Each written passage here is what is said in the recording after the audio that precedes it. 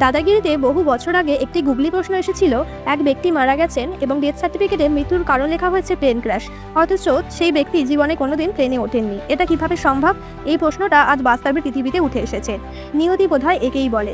গতকালের মর্মান্তিক দুর্ঘটনায় হয়তো এমন কিছু মানুষ মারা গেছেন যারা বিমানে ছিলেনই না, কারণ বিমানটি ভেঙে পড়েছে একটি মেডিকেল কলেজের হোস্টেলের ওপর, যেখানে তখন ছাত্রছাত্রীরা লাঞ্চের জন্য জড়ো হয়েছিল।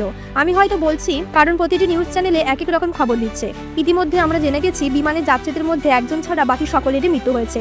তাই ভগবানের কাছে প্রার্থনা করি যারা আহত হয়েছেন তারা যেন দ্রুত সুস্থ হয়ে ওঠেন। টাটা গ্রুপ নিহতদের পরিবারকে 1 কোটি টাকা ক্ষতিপূরণের কথা ঘোষণা করেছে, কিন্তু যে পরিবারটি একসাথে সবাই হারিয়ে ফেলেছে সেই পরিবারের কাছে টাকার কী বা মূল্য আছে?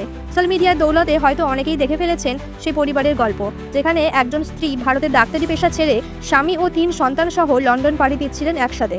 এক মুহূর্তের সব শেষ। এরকম কত গল্প আমাদের অজানাই থেকে যায়।